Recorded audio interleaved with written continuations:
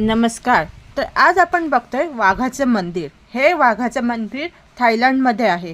तर निसर्ग संपन्नतेने नटलेल्या थायलंडमध्ये हे वाघाचं मंदिर आहे. त्याचं नुसतं वाघाचं नाव घेतलं तरी आपल्याला घाबरायला होतं, पण अशा ठिकाणी प्रत्यक्ष वाघ हा माणूस आणि वाघ हा एकत्र राहतो आणि तेथील वाघ हा माणसाला काही करत नाही. आणि तिथे एक बौद्ध भिक्षुकांचा मठ आहे.